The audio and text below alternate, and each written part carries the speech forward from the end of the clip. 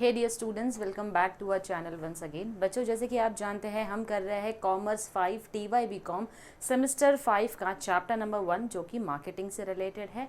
इसके अंदर हमने कई सारे मार्केटिंग के टॉपिक्स जो है अब तक कवर कर लिए। उसका आज जो हम करने वाले एक बहुत इंपॉर्टेंट टॉपिक है जिसे हम कंज्यूमर बिहेवियर के नाम से जानते हैं। कई बार हमने सुना होगा कंज्यूमर बिहेवियर क्या होता है। ये कंज्यूमर बिहेवियर, इसको हम डिटेल में समझेंगे कि एक प्रोडक्ट को खरीदने के पीछे जो उसकी रिसर्च होती है वो कितनी डिटेल में होती है। तो ये जो कंज्यूमर बिहेवियर है बेसिकली इसका एक डेफिनेशन दिया गया है। डेफिनेशन कहता है कंज्यूमर बिहेवियर का मतलब होता है actions and decision processes of people who purchase goods and services. Now people who purchase goods and services उनको हम बुलाते हैं कंज्यूमर। जो गुड्स और सर्विसेज को क्या करते हैं, खरीदते हैं फॉर पर्सनल कंजम्पशन। याद रखना, कंज्यूमर के डेफिनेशन में पर्सनल कंजम्पशन होना ज़रूरी है। अगर आपने सिर्फ खरीदा है लेकिन कंज्यूम नहीं किया है, you can be a customer but may not necessarily be a consumer. तो यहाँ पर क्या करते हैं, हम जो है वो प्रोडक्ट को खरीदते हैं अपने पर्सनल कंजम्पशन के लिए, अपने पर्सनल यूज़ के लिए। तो वो एक्शंस और डिसीजन मेकिंग जो आपका होता है किसी भी प्रोडक्ट या किसी भी सर्विसेज के लिए, उसे हम बुलाते हैं कंज्यूमर बिहेवियर। एक और डेफिनेशन दिया है जहां पर लोडन एंड बिटा का कहना है consumer behaviour is the decision process and physical activity. Physical activity क्यों? क्योंकि आप अपने आप को एंगेज कर रहे हो किसके अंदर, इवैल्यूएटिंग, प्रोडक्ट को इवैल्यूएट कर रहे हो जैसी मेरी रिक्वायरमेंट है उस हिसाब से है या नहीं है। एक्वायरिंग, यूजिंग और disposing of goods and services, उसे खरीदते हो, उसे कंज्यूम करते हो, उसे डिस्पोज करते हो। तो ये सारी एक्टिविटी जो है इसे मिलाकर बनता है आपका कंज्यूमर बिहेवियर। इसे मिलाकर बनता है हमारा कंज्यूमर बिहेवियर। अब हम जानेंगे कंज्यूमर बिहेवियर के कुछ फीचर्स। सबसे पहले कंज्यूमर बिहेवियर को एक प्रोसेस बोला गया है। अगर आप देखो तो दोनों ही डेफिनेशन में इसको क्या बुलाया जा रहा है, डिसीजन प्रोसेस, यहाँ पर भी बुलाया जा रहा है डिसीजन प्रोसेस। तो फीचर जो है वो डराइव होता है उसके डेफिनेशन से। तो डेफिनेशन हमको कहता है कि कंज्यूमर बिहेवियर एक ऐसा सिस्टमैटिक प्रोसेस है जो कि बाइंग डिसीजन से रिलेटेड होता है। किसके बाइंग डिसीजन से? कस्टमर्स के। Now the buying process consists of following steps। अब इसके अंदर कुछ स्टेप्स होते हैं जो फॉलो करते हैं। जैसे कि सबसे पहले ये स्टार्ट कैसे होता है, इसका स्टार्टिंग स्टेज क्या है, need identification to buy the product, यानी कि उसकी नीड होनी चाहिए, उस प्रोडक्ट को खरीदने की नीड होनी चाहिए। Information search relating to the product. अब आपके पास अगर नीड है, ज़रूरत है किसी चीज़ की, तो उसको खरीदने के लिए आप क्या करोगे, उसके बारे में इंफॉर्मेशन ढूंढोगे, पता लगाओगे। Listing of alternative brands. अब उसके साथ साथ क्या कोई ऑल्टरनेटिव ब्रांड भी अवेलेबल है मार्केट में?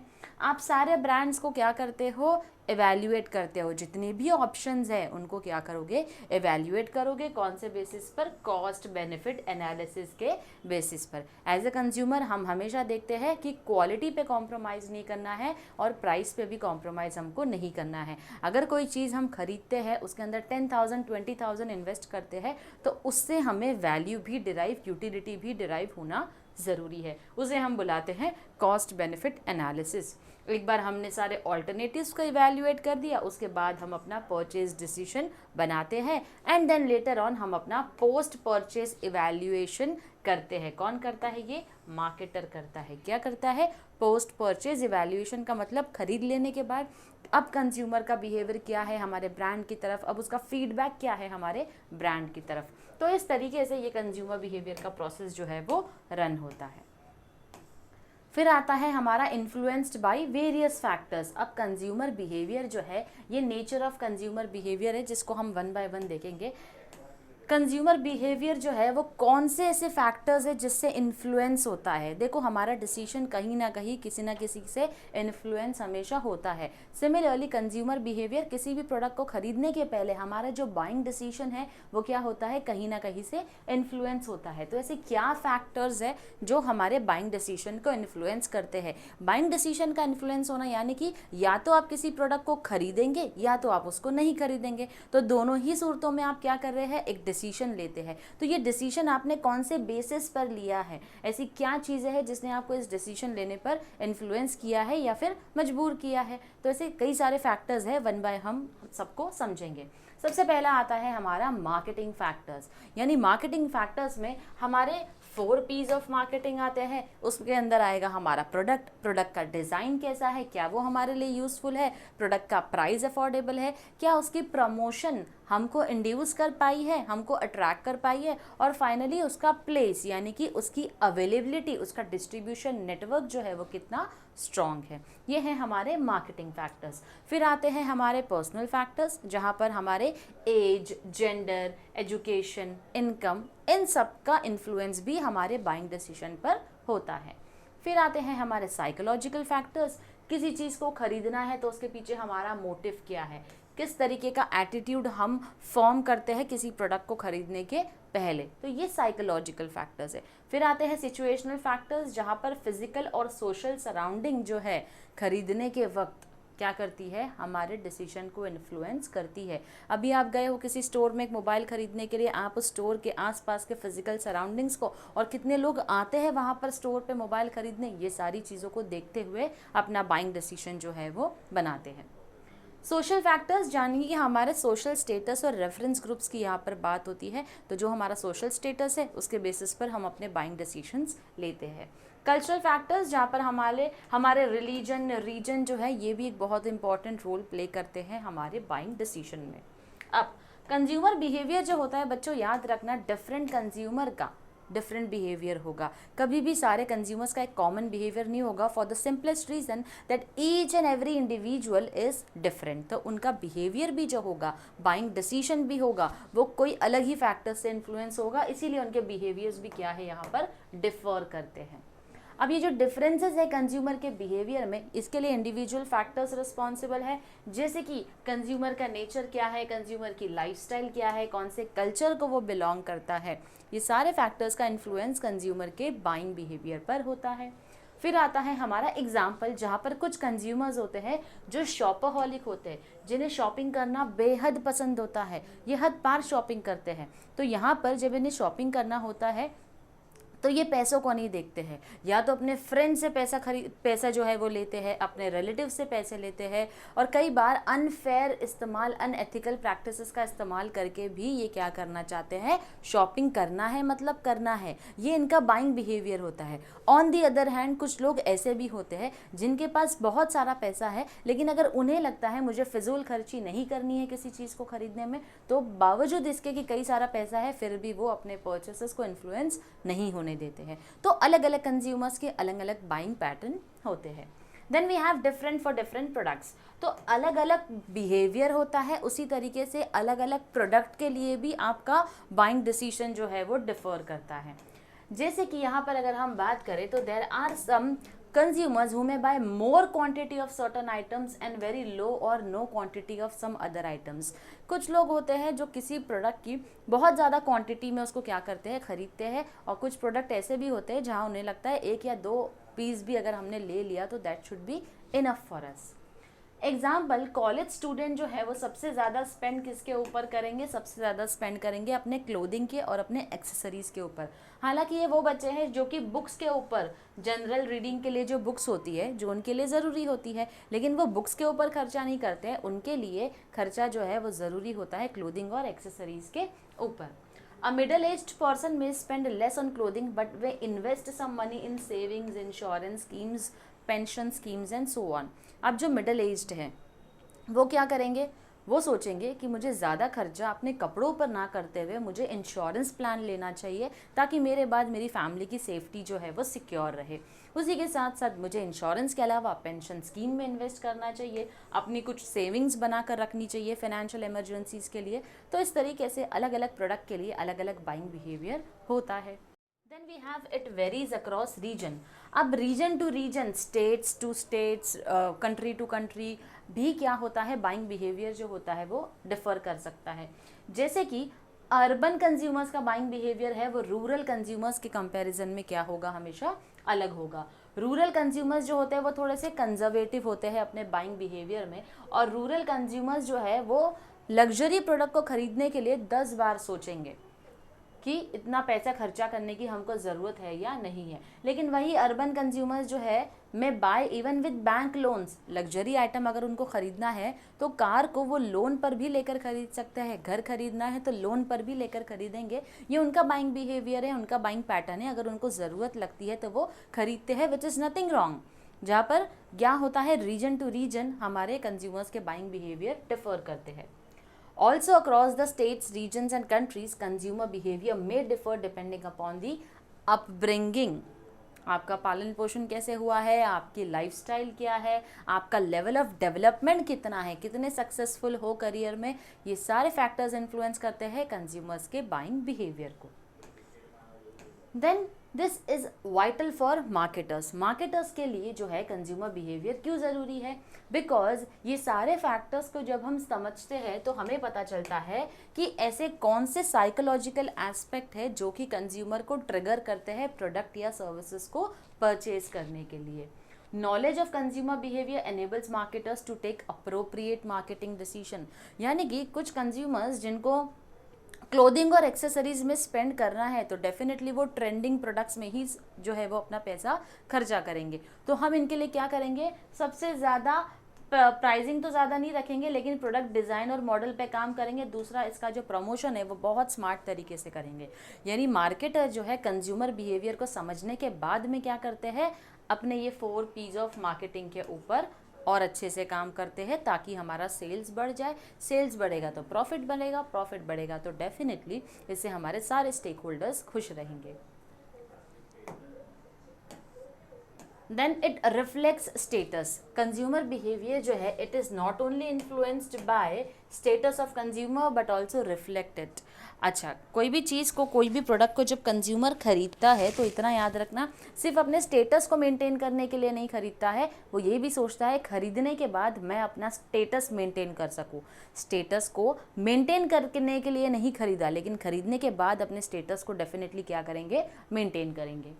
Those consumers who own luxury cars, watches and other items are considered by others as persons of higher status.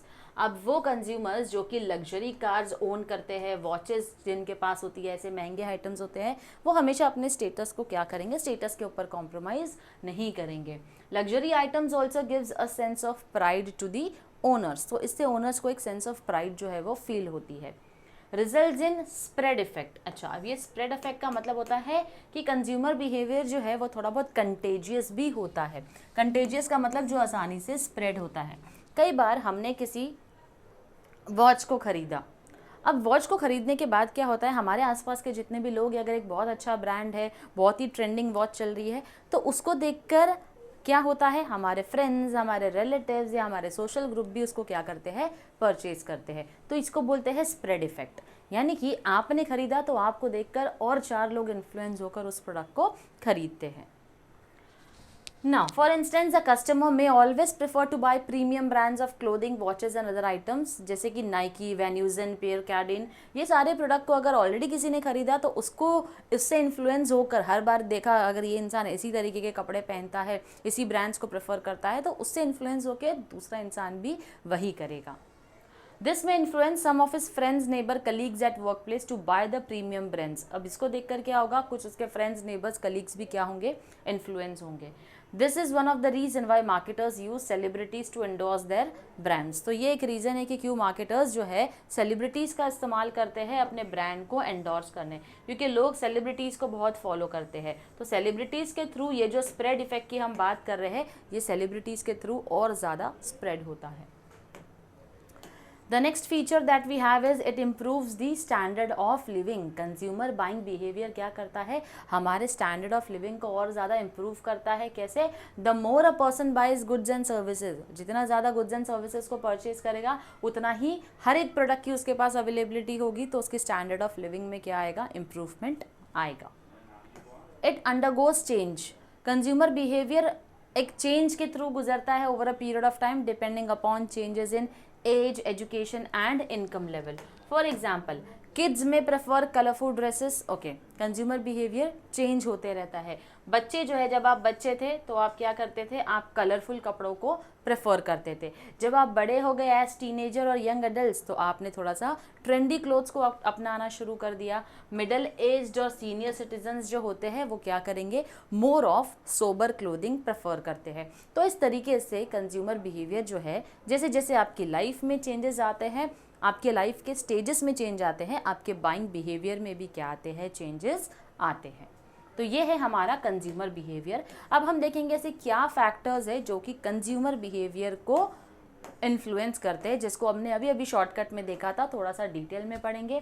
जब हम बात करते हैं मार्केटिंग फैक्टर्स की तो यहाँ आते हैं हमारे 4 P's ऑफ मार्केटिंग, जहाँ पर सबसे पहला आता है हमारा प्रोडक्ट के फीचर्स जो है वो क्या करते हैं, बाइंग डिसीजन को इन्फ्लुएंस करते हैं। प्रोडक्ट की पैकेजिंग भी बाइंग डिसीजन को इन्फ्लुएंस करती है। वी हैव प्राइसिंग, तो प्रीमियम प्राइसिंग स्ट्रैटेजी, अगर अपर इनकम ग्रुप है तो प्रीमियम प्राइसिंग स्ट्रैटेजी, आपने कुछ एक ऐसा प्राइस रख दिया जो कि आपने हर किसी के लिए ओपन नहीं रखा है, सिर्फ प्रीमियम रखा है, उसको सब्सक्रिप्शन वाला रखा है, तो शायद अपर इनकम ग्रुप उसको खरीदने के लिए ज़्यादा इन्फ्लुएंस हो। एंड वैल्यू प्राइसिंग में appeal to price sensitive customers, और वो कस्टमर्स जो कि प्राइस सेंसिटिव है, जिनके लिए जो हर चीज़ में बार्गेन करके नाप तोल कर खरीदते हैं, तो उनके लिए आपकी प्राइसिंग स्ट्रैटेजी जो होगी वो अलग होगी। Then we have promotion. Elements of promotion mix जो है वो है हमारा publicity, advertisement, sales promotion, salesmanship. तो ये सारे मार्केटिंग फैक्टर्स है जिससे इन्फ्लुएंस होकर हमारे कस्टमर्स हमारे प्रोडक्ट को खरीदते हैं। वी हैव प्लेस, जो कि हमारा डिस्ट्रीब्यूशन चैनल होता है। डिस्ट्रीब्यूशन चैनल यानी कि कितना एरिया कवर कर रहा है।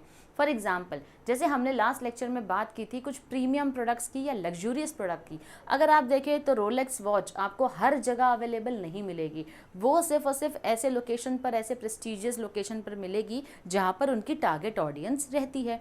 तो ऐसे आप प्लेस जो एक फैक्टर है मार्केटिंग का, वो कंज्यूमर के बाइंग डिसीजन को इन्फ्लुएंस करता है। फिर बात करेंगे हम अपने पर्सनल फैक्टर की, तो पर्सनल इंडिविजुअल फैक्टर्स की यहाँ बात चल रही है, जहाँ पर सबसे पहला फैक्टर जो रिस्पॉन्सिबल है बाइंग बिहेवियर के लिए वो होता है हमारा एज। जैसे हमने अभी अभी देखा बच्चे जो होते हैं वो थोड़े फंकी टाइप के ड्रेस जो है वो प्रेफर करते हैं, टीनेजर्स जो होते हैं ट्रेंडी क्लोथिंग प्रेफर करते हैं, और वही जो मिडिल एज में होते हैं वो थोड़े सोबर क्लोथिंग प्रेफर करते हैं। देन वी हैव जेंडर, तो कुछ कलर्स जो हम डिसाइड करते हैं, बेसिकली पिंक कलर्स को, मोस्टली पिंक और पर्पल को फेमिनिन कलर्स बोला जाता है, जो कि गर्ल्स प्रेफर करते हैं, और लड़के जो है वो mostly blue and brown colours को प्रेफर करते हैं। तो ये जेंडर के बेसिस पर भी हमारे बाइंग डिसीजंस बनते हैं। अब एजुकेशन की जब हम बात करते हैं बच्चों, तो जो हाईली एजुकेटेड होते हैं वो सबसे ज़्यादा खर्चा किस पे करेंगे, बुक्स के ऊपर करेंगे और पर्सनल केयर प्रोडक्ट्स पे करेंगे। वही वो लोग जिनका एजुकेशन कम है वो ऐसे प्रोडक्ट्स के ऊपर ज़्यादा खर्चा नहीं करते हैं। इनकम लेवल, तो normally higher the income level higher is the level of spending. जितना इनकम लेवल ज़्यादा होगा उतनी ही स्पेंडिंग ज़्यादा होगी, जितनी कम इनकम होगी उतनी ही स्पेंडिंग आपकी कम होगी। सोसाइटी में स्टेटस की अगर हम बात करें तो persons enjoying higher status in the society spend good amount on luxury items, जैसे कि लग्जरी कार्स हो गई, लग्जरी वॉचेस हो गई, प्रीमियम ब्रांड्स हो गए। तो जैसा आपका स्टेटस है उस हिसाब से आप क्या करते हैं, स्पेंड करते हैं। अब आते हैं हमारे साइकोलॉजिकल फैक्टर्स पे, जहाँ पर हम बात करेंगे लर्निंग की। तो लर्निंग जो है वो कब होती है, जब आप कहीं से इन्फॉर्मेशन ग्रैब करते हो। इन्फॉर्मेशन आपको कहाँ से मिलती है, जब आपने एडवर्टाइजिंग देखा होगा, पब्लिसिटी देखा होगा, या फिर कई सारे एक्सपीरियंस से भी हम क्या करते हैं, सीखते हैं।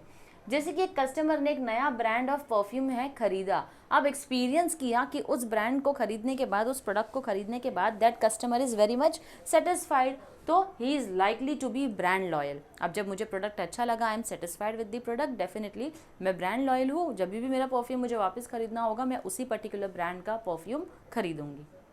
Then attitude, a tendency to respond in a given manner to a particular situation, object और idea। कंज्यूमर्स जो है वो डेवलप कर सकते हैं आपके प्रोडक्ट के लिए या तो पॉजिटिव एटीट्यूड या फिर नेगेटिव एटीट्यूड। अगर पॉजिटिव एटीट्यूड है they are likely to purchase a product, अगर नेगेटिव एटीट्यूड है they may not even look at your product and may not even recommend your product. Then we have motive. Motive क्या है, एक inner drive है जो आपको motivate करती है एक प्रोडक्ट को खरीदने के लिए। Marketers must identify the buying motives of the target customers and influence them to respond positively. तो यानी कि जो भी चीज़ आपको encourage करती है खरीदने या नहीं खरीदने के लिए, तो आपको पॉजिटिव मोटिवेशन देखना है. ये बाइंग मोटिव बहुत ज़रूरी होता है किसके लिए, मार्केटर के लिए समझना, ताकि कस्टमर्स जो है अपने बाइंग मोटिव्स को ध्यान में रखते हुए उस प्रोडक्ट को खरीदे. Some of the buying motives include, अब बाइंग मोटिव्स क्या है, अगर मुझे आईफोन खरीदना है तो pride in position, status symbol, ये मेरे लिए क्या होगा, ये मेरे लिए बाइंग मोटिव्स होगा. लव एंड अफेक्शन अगर रखना है तो उसके लिए मैं किसी प्रोडक्ट को खरीदना है, उसके लिए मेरे अंदर लव एंड अफेक्शन वाला मोटिव जो है वो होना चाहिए. कंफर्ट एंड कन्वीनियंस अगर मैं अपना देख रही हूँ तो ये सब हमारे बाइंग मोटिव्स है, इंटेंशन है जिसके लिए हम किसी प्रोडक्ट या सर्विसेज को परचेज करते हैं. Then we have perception. Perception basically एक मेंटल इमेज हमारे माइंड में हम किसी चीज़ के लिए क्रिएट करते हैं. जैसे कि स्टूडेंट जो है एग्जाम्स को एक बहुत ही इंपॉर्टेंट इवेंट समझते हैं and they make every possible effort including purchase of new stationery like pens, whereas another student may be casual about the examination and therefore would not make extra efforts. Perception बोलता है कि एक mental image हमारे mind में बनी हुई है किसी चीज़ की. यहाँ पर जब हम बात करते हैं एक स्टूडेंट का एग्जाम्पल लेते हुए, एक स्टूडेंट जिसके लिए एग्ज़ाम बहुत ज़्यादा इंपॉर्टेंट है, वो हर चीज़ की खरीदारी करके सब कुछ तैयार करके रखेगा. Pen, pencil, rubber, sharpener, eraser, scale, ये सारी चीज़ों की तैयारी पहले से रखेगा. रात भर याद रखेगा मैंने हॉल टिकट बैग में रखी या नहीं रखी, ताकि नेक्स्ट डे मैं भूल ना जाऊँ. तो वो एग्ज़ाम हॉरर जो है वो बैक ऑफ द माइंड उनके हमेशा चलते रहेगा, इसलिए पहले से सारी तैयारी करके रखेंगे. वही एक स्टूडेंट जो बहुत ज़्यादा कैजुअल है, वो एग्ज़ाम में जाकर पेन भी किसी और से मांगेगा, राइट. तो ये उसका कैजुअल एटीट्यूड इसीलिए है क्योंकि वो एग्जाम्स को शायद से सीरियसली कंसिडर नहीं करता है. तो इसे कहते हैं हम परसेप्शन. फिर आते हैं हमारे सिचुएशनल इन्फ्लुएंसेस. जैसे कि फिजिकल सराउंडिंग की अगर हम बात करें तो जब हम खरीदने जा रहे हैं वो स्टोर का लोकेशन कहाँ पर है, स्टोर कहाँ लोकेटेड है, स्टोर का डेकोर किस तरीके का है, स्टोर का लेआउट क्या है, मर्केंडाइज यानी कि गुड्स वहाँ पर किस तरीके से डिस्प्ले करके रखे गए हैं, ये सारी चीज़ों का इन्फ्लुएंस हमारे बाइंग डिसीजन पर होता है. फिर आता है social surrounding. It involves the other persons with the customer at the point of purchase. यानी कि यहाँ पर a bargain hunter shopping with an impatient friend may do quick purchases and may not haggle over the price. तो यहाँ पर हम जिसको साथ में लेकर जा रहे हैं खरीदने के लिए, उसका इन्फ्लुएंस हमारे बाइंग डिसीजन पर होता है. Time factor. Customers make different decisions depending on the hour of the day, day of the week or season of the year. For instance, customer may shop more on the day of salary. यानी कि जब salary आती है तब हम क्या करते हैं, ज़्यादा स्पेंड करते हैं. नेक्स्ट आता है momentary conditions. Moods and condition of the customer at the time of purchase. खरीदने के टाइम पर हमारा मूड कैसा है, अच्छा है, बुरा है. अगर हम खुश हैं तो ज़्यादा खरीदारी करेंगे, दूसरों के लिए भी शायद खरीदें. वही अगर हमारा मूड अच्छा नहीं है तो दूसरों का तो छोड़ो, हम खुद के लिए भी खरीदना पसंद नहीं करते हैं. Then we have certain social factors. यानी कि हमारा इन्फ्लुएंस जो है हमारे रेफरेंस ग्रुप का हमारे डिसीजन मेकिंग पर कैसे होता है. जैसे कि रेफरेंस ग्रुप एक स्मॉल ग्रुप ऑफ पीपल, यानी कि आपके वर्क प्लेस पर आपके कलीग्स हो सकते हैं, क्लब मेंबर्स हो सकते हैं, आपके फ्रेंड सर्कल्स हो सकते हैं. They influence values and attitudes of the members. They expose members to new lifestyle. They create pressure to choose certain products.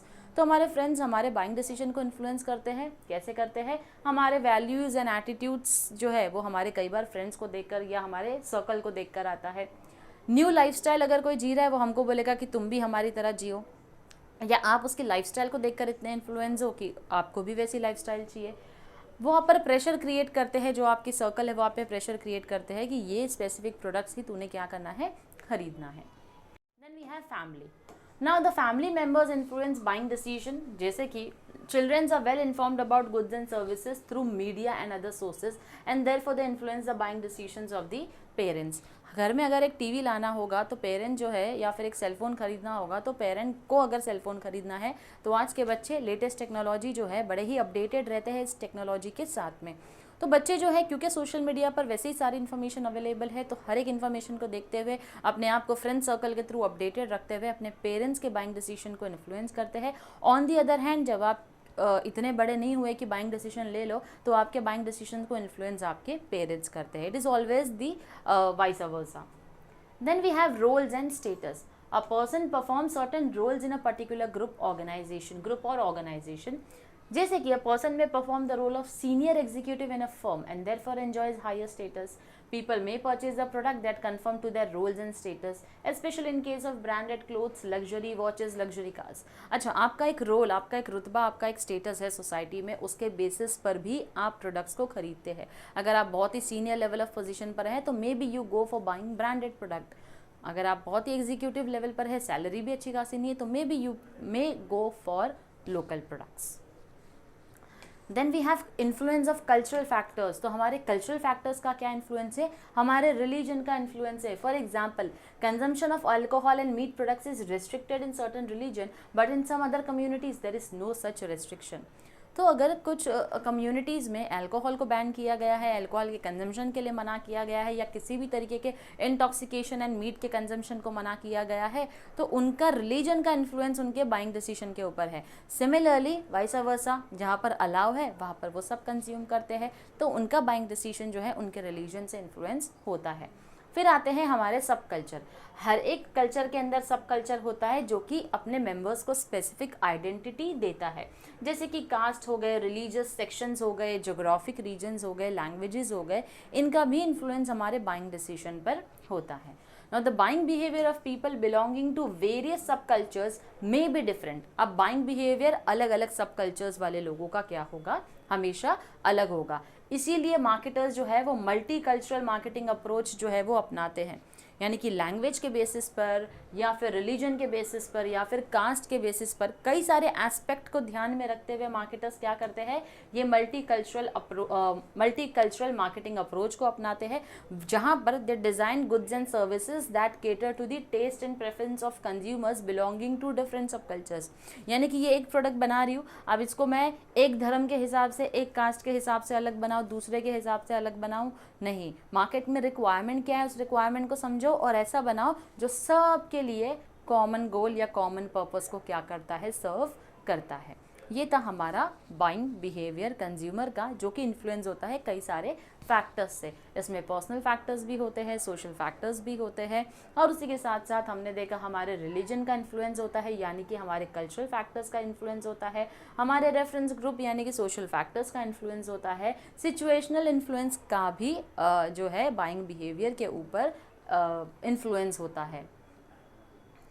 अब इसके बाद आपको जो नेक्स्ट टॉपिक दिया है बाइंग डिसीजन प्रोसेस, बच्चों ये आपको सिर्फ रेफरेंस पर्पस के लिए दिया है, इसीलिए हम इसको डिटेल में नहीं पढ़ेंगे. जहाँ पर रेफरेंस लिखा है यानी कि वो आपको पूछा नहीं जाने वाला है, लेकिन आपके नॉलेज के लिए बहुत इंपॉर्टेंट इन्फॉर्मेशन है, इसीलिए मैं आपको समझा रही हूँ. बाइंग डिसीजन शुरू कैसे होता है? सबसे पहले आपकी नीड आइडेंटिफाई होती है, यानी कि आपको समझ में आता है कि किसी प्रोडक्ट की हमको ज़रूरत है, हमको कुछ खरीदना है. जब वो नीड आइडेंटिफाई होती है, आप उसके बारे में इंफॉर्मेशन सर्च करते हो, ढूंढते हो कि अगर मुझे ज़रूरत है एक नए मोबाइल फ़ोन की, अब कौन सा मोबाइल फ़ोन अच्छा है, उसको मैं क्या करूँगी? इन्फॉर्मेशन सर्च करके ढूंढना शुरू कर दूँगी. अब यहाँ पर सारे ऑल्टरनेटिव्स ऑप्शन जो है उसको लिस्ट करना शुरू कर दूँगी मेरे नीड के अकॉर्डिंग. एवैल्यूएशन करूँगी अपने सारे ऑल्टरनेटिव्स का. अच्छा, ये मेरी रिक्वायरमेंट है, मेरी रिक्वायरमेंट के हिसाब से कितने ऐसे सेल फोन्स हैं जो मेरी रिक्वायरमेंट से क्या होते हैं? मैच होते हैं. उसको मैंने इवैल्यूएट किया, फिर मैंने अपना परचेज डिसीजन बनाया कि फाइनली मेरे रिक्वायरमेंट के हिसाब से मुझे खरीदना है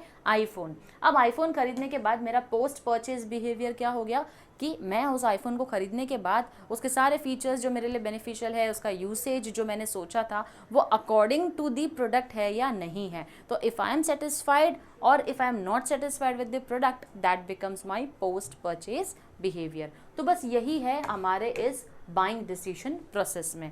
रेफरेंस के लिए दिया है, मैं फिर बता रही हूँ, ये आपको पूछा नहीं जाएगा, इसीलिए आप सिर्फ इस कंसेप्ट को समझ लीजिए. यहाँ पर हमारा आज का जो टॉपिक है बच्चों वो कंप्लीट होता है. मिलती हूँ मैं आपसे एक नेक्स्ट लेक्चर में एक नए टॉपिक के साथ. Till then stay tune to our channel. Thank you very much.